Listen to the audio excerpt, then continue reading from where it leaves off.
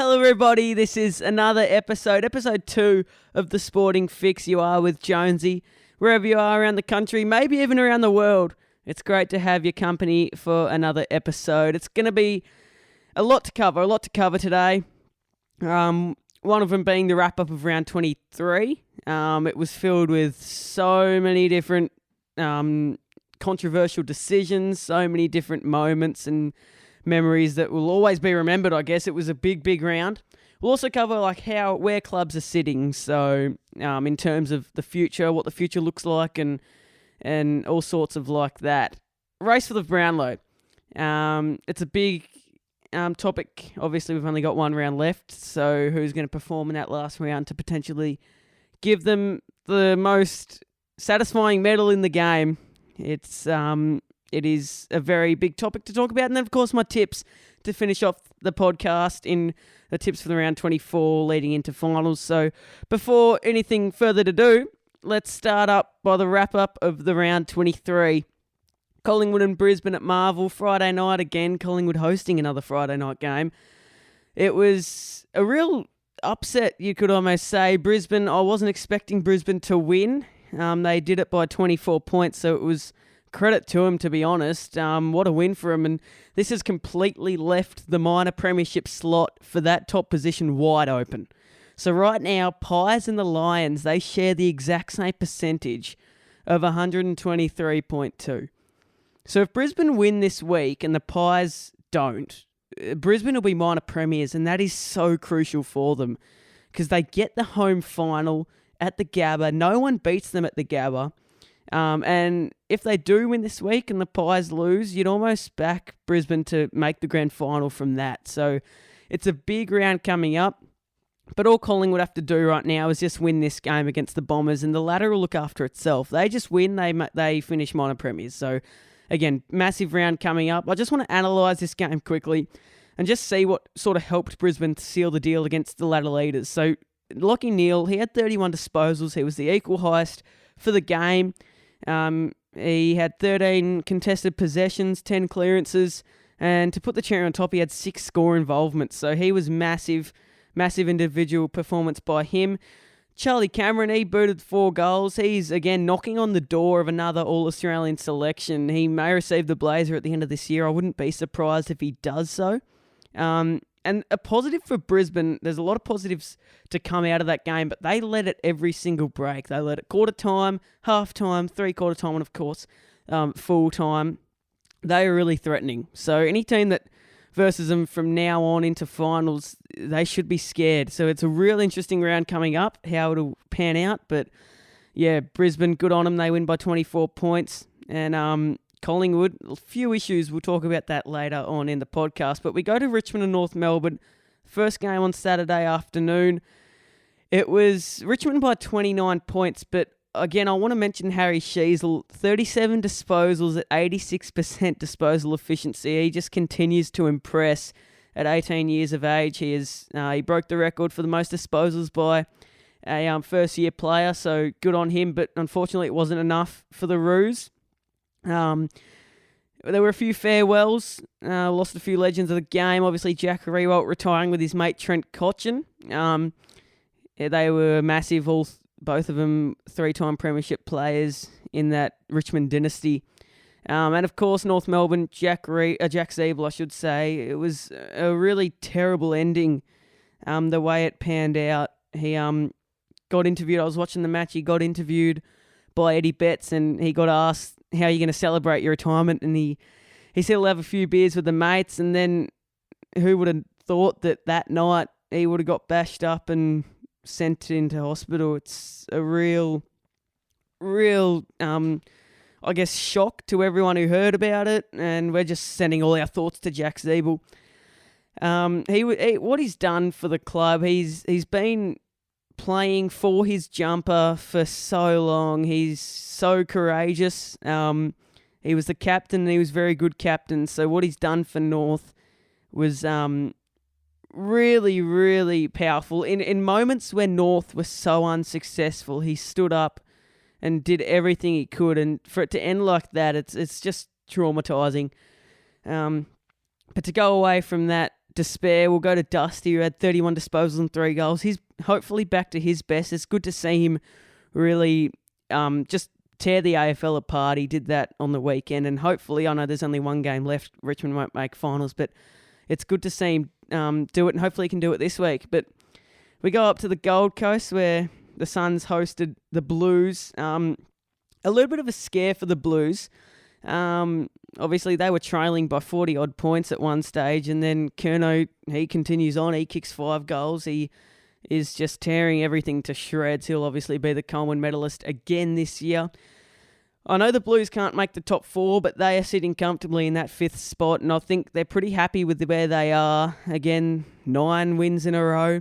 A little stat, again, thanks to AFL Central. In the past 6 weeks, no other player has gathered the share in more than Sam Flanders. So if there's a Gold Coast Sun listening on to this podcast today, you should really have all your praise on Sam Flanders. He has got the pill more than anyone else in the past 6 weeks, and he's also using it very, very well. He's exploded. Again, he had 36 disposals this week. And, I mean, it's mainly the only real positive to come out of that game. They had a good start. They just couldn't hold on. But we'll get to the news about Gold Coast later on. Carlton, obviously, they continue on their great form, and a little bit of a scare, but they were mature enough to respond and get the 4 points. We go to one of the most embarrassing games of the round, and potentially even the year. GWS and Essendon. It was just a complete nightmare for the Dons. The annihilation from the Giants now means that the only way for the Dons to make finals is if they can beat the Pies by about 120 points and then hope that the Giants lose by about 125 points. So there's probably more chance of squeezing water from a stone than Essendon making finals. Very disappointing end to what could have been a successful season. They started the season quite well, but it's really dropped off recently, so Brad Scott's got a bit of work to do. But credit to the Giants. Hogan, 9 goals. Green, 39 disposals. It's the biggest win in history, and they could be threatening in the finals. Obviously, they're the most recent team. They haven't won a grand final. They've been in and around with success, but hopefully for them, they can go all the way, whether they will or won't. There's a lot of other teams that are very much favourites to hold the cup at the end of September. But St Kilda and Geelong, I'd call this an upset again because I was expecting the Cats to go out and play the way they did last year. They had to win this game to make finals. Now they've lost. It's almost as if it is the end of an era because they need to perform in times of pressure. They were so good. They were the best. Like, obviously, they were the best team last year. They won the cup and they deserved to win the cup. But it's so weird how they've just transitioned into a real mediocre team this year. Saints putting the Cats to bed. They triumphed by 33 points. The end of the season for Geelong, obviously. It may be, the end of an era for the Cats. Dangerfield, he was quiet, 13 disposals. Again, Jezza didn't really have an impact. The Cats just let St Kilda run riot through Marvel. He collected 38 disposals at 82% disposal efficiency. Rowan Marshall was big. And the Saints, they're making finals, so good on them. Ross Lyon has really turned the club around in the first year, and he'll be there for another couple of years, so he'll try and do the same in the future. We go to one of the biggest talking points in the round where Adelaide hosted Sydney. So it's controversy at its peak, and I don't really know how to explain it any different than the Crows were denied finals because of a call that was just not right. We've heard so many opinions and I guess thoughts on how it panned out, but we've covered everything. You can't say anything more than what we've already said. We know he's made the wrong decision. We know the Crows won't make finals, and I feel like the apology that the Crows received means nothing because it doesn't change anything. So they miss out on finals, and they're going to have to restart next year. The apology was just there to probably cover up what's been one of the most worst decisions you'll ever see on a football field. So the Crows really done dirty, and it now means that the Cats won't make finals, and there's other transitions because of that call to other teams as well. But we look at the positives. Landed 31 touches. It's a pretty dark week for the AFL with obviously the goal umpiring decision and Jack Zeeble. So I guess we'll have to move from there and go to the Dogs and West Coast, and it gets just even worse and worse. Eagles get a win. They bounce off the bottom of the table since May 21. But, I mean, the Dogs are in shambles. If you see thousands of bodies being thrown into the Yarra River, this is why. Because the Dogs are literally... They have such a good lineup. They've got such a good list. But they're just not using their players to the abilities that they should have. So, the Eagles now win. They bounce off the bottom of the ladder, and North are now in the box seat to capture Harley Reid, which they need desperately. The Eagles need desperately. It's a big topic. We'll talk about that later. But yeah, the Dogs, I spoke about it last week, and I guess West Coast have just backed me up here again with, they've just been so poor this year. They have Bontempelli, who will most likely win the Brownlow. They've got Treloar, Bailey Smith. They've got Bailey Dale, who's an All-Australian. They've got Liberatore, Jack McRae, Caleb Daniel. These are all so classy players that you just can't go anywhere apart from the coach that is making this club a little bit worse for wear. And obviously we'll talk about that later. But we go to prime time Sunday, Demons and the Hawks. Finn McGuinness. For the Hawthorn, we really need to give this bloke some praise. He tagged Clayton Oliver, who previously had a 154-game streak of 15 disposals, and he had a 53-game streak of having 5+ clearances. Again, thanks to AFL Central. Finn has buried those streaks today, or this week, and has kept Oliver to just 14 disposals. Although the Demons get the job done, we thought we'd give Finn a shout-out because he just does it week in, week out. He just closes out good players, and I know it sort of allows Petrarca, it allows Viney to sort of do their job, but it's just a skill to run with Oliver and to stop him touching the Sherrin for 2.5 hours. That is pure skill. But the Demons get the job done. They solidify their top 4 hopes, and they'll currently sit 4th. Whether it'll change or not, we'll soon find out in the last round. But we go to the last game of the round, round 23, Fremantle versus Port Adelaide.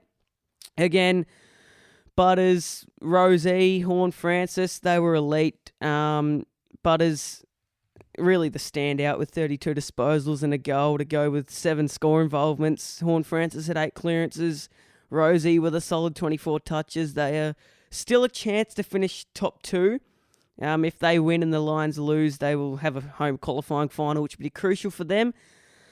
But a little positive for Fremantle. Brayshaw with 32 disposals. He just continues on his great form. And then Henry with 31. It's going to be a massive last round coming up. I'm pumped for it. It is the round to look out for. Anyone that is ready to get into AFL, this is a perfect time to do so. So that sort of concludes the wrap-up of round 23. Now we move on to where the clubs are sitting.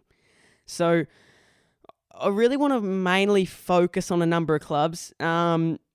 These ones are the ones that have, been in the news recently, how they're looking in the future. So I'm going to point out a couple of clubs. So we've got Western Bulldogs, we've got the Suns, the Roos, the Pies, and the Cats. So they're the main clubs, the main 5 clubs that we're going to focus on today. I'll start with the Dogs. They are... There's no other way to put it. They're in dire straits at the moment. They're inconsistent. We've heard on the news and the headlines about Beveridge being the issue, and I couldn't agree more. This isn't a dig at him. It's just, I don't know if you could ask for a more stable and classier list than the Dogs have right now. They've got Adam Treloar averaging 29 disposals. He's elite. They have Bontempelli, who is the favourite to win the Brownlow, so not a lot more to be said there. Libba, who averages 27 disposals. You've got Jack McRae, he's a rising star winner, 3-time All-Australian. You've got Bailey Smith. We know the impact he can have. We've got Bailey Dale. He's an All-Australian. They've got Caleb Daniel, one of the best kicks in the comp, and they have Tim English. Their list, you could not ask for a better list, and yet they fall short to a team who could not be in a worse possible position than the Eagles. I feel as if they need Beveridge out of there right now before it gets worse. It's going to be interesting whether they continue with him and how he will really coach them, and whether the Dogs will succeed with the future. He is probably knocking on the door of being sacked, and I would not be surprised. But it's going to be very interesting with the Dogs how they, if they will sack him, who will they get? And I feel like if you want to coach any team, it would be the Dogs, because you've got so much to work with. As I said, I listed a few players there, and you can build a system that really makes it hopefully successful for them. But they've tried Beveridge. Yeah, he won in 2016, but he hasn't done a lot since. And I would not be surprised if they get Beveridge out of there soon.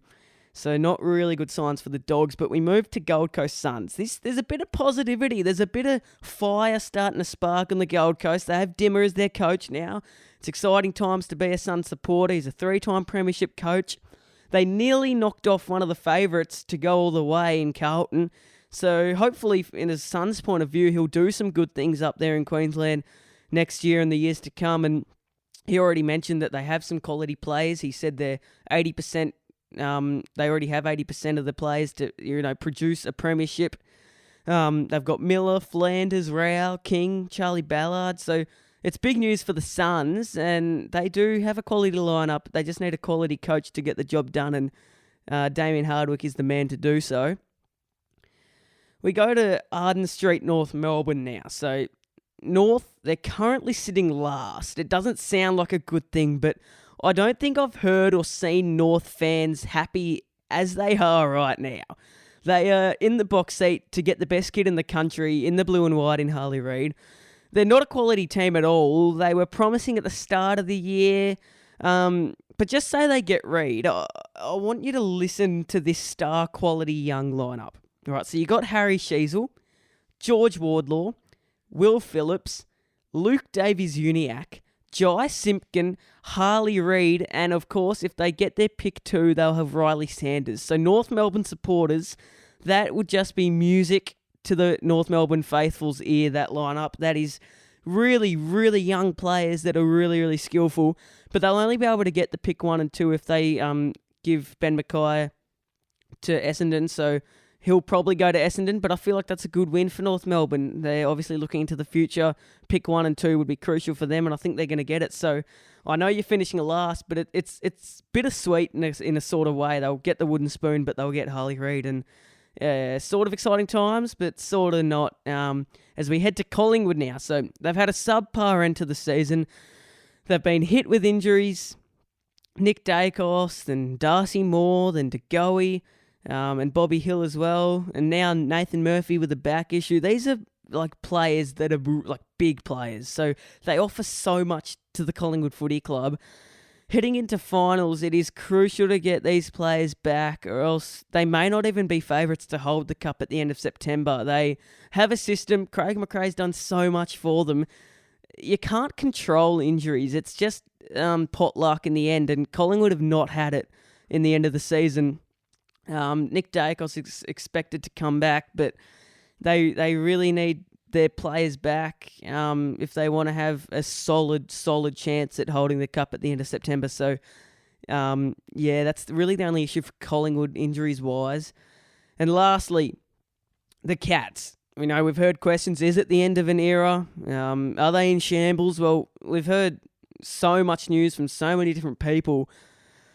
I feel like, in my personal opinion, the Cats, they're sort of on the edge of avoiding a rebuild, but also sort of staying where they are, sort of being successful. So they're either, whatever decisions they make in this preseason really differs whether they're going to be a really, really poor team in the nicest way possible, or quite a successful team like they have been for decades.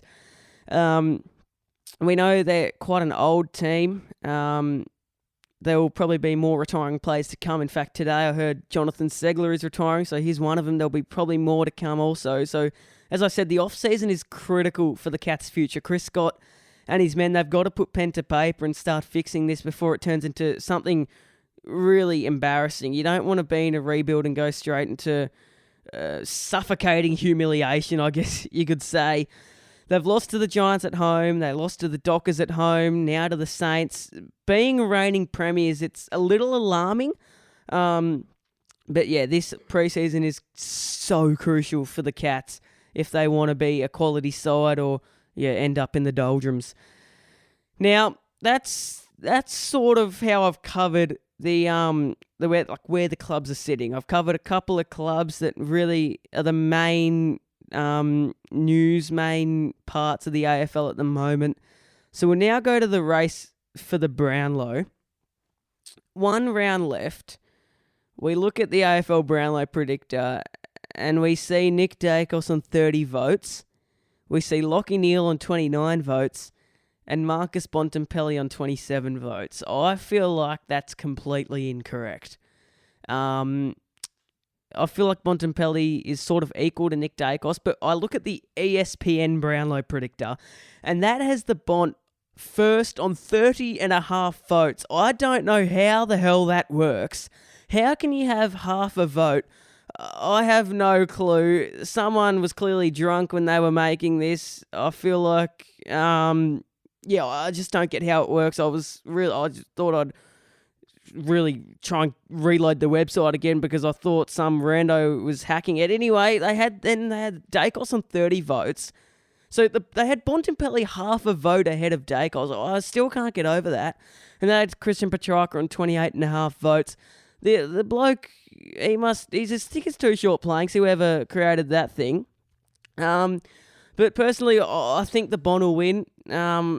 I think at the moment, I feel heading into the last round, he'd be roughly level with Dacos. All he needs to do is sort of just poll this weekend, I reckon, and then I reckon he'll have the most prestigious medal around his neck, and it does set up to be a thrilling last round of football, and I can't wait to see how it plays out. Bontempelli, he deserves to win this Brownlow medal because he was tagged at the first half of the game against the Eagles, and he ended up with a solid 32 disposals and a goal. He was really crucial. He only had 8 disposals in the first quarter. He had 4 disposals in the second, and then he just took off. So his third quarter was phenomenal. 12 disposals with a goal. He just, no matter what happens to him, whether you tag him, he just finds a way. So he does deserve to win it. I think he will win it.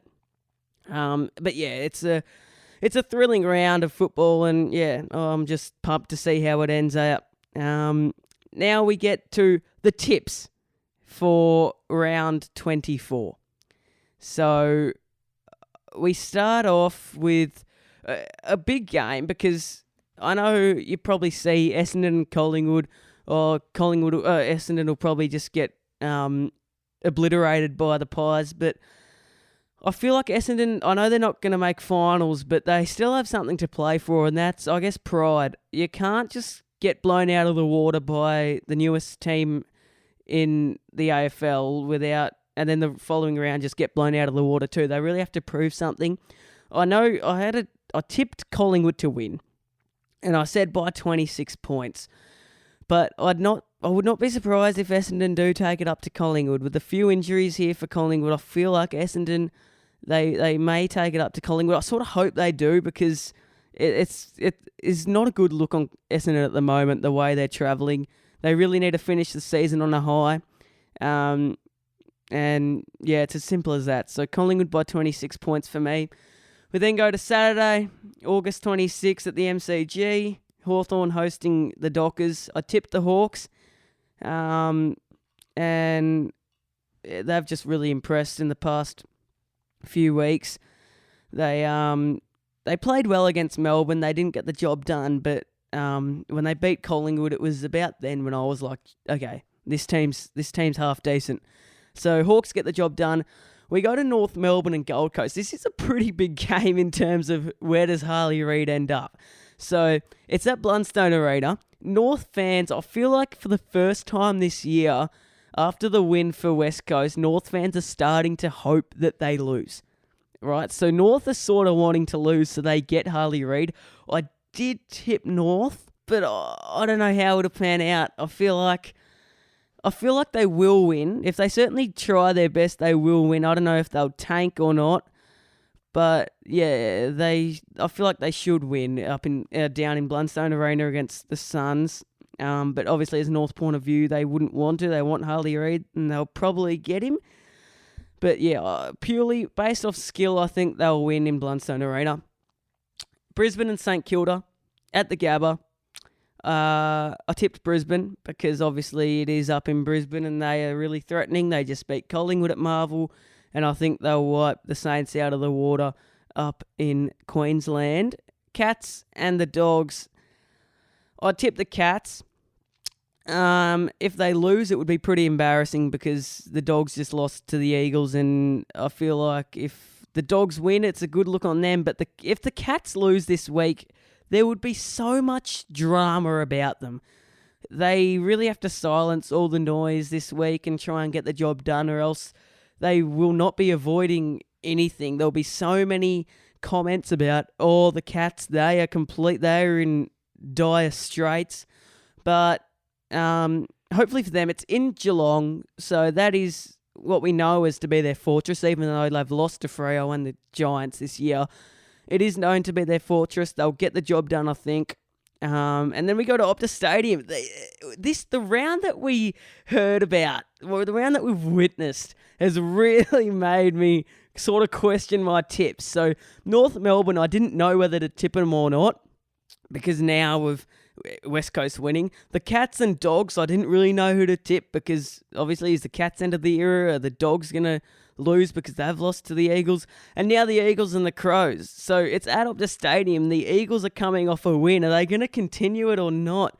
I tipped the Crows, but honestly, I would not be surprised if the Eagles win. I feel like they'd be confident, they'd be up and about because they got the 4 points. And I'll tell you what, if they do win, good on them, because they've been in so much news. They've just been such a depleted team this year. But currently, they're not last, so good on them. Sunday, Adelaide Oval, Port Adelaide versus Richmond. Port get the job done for me pretty comfortably.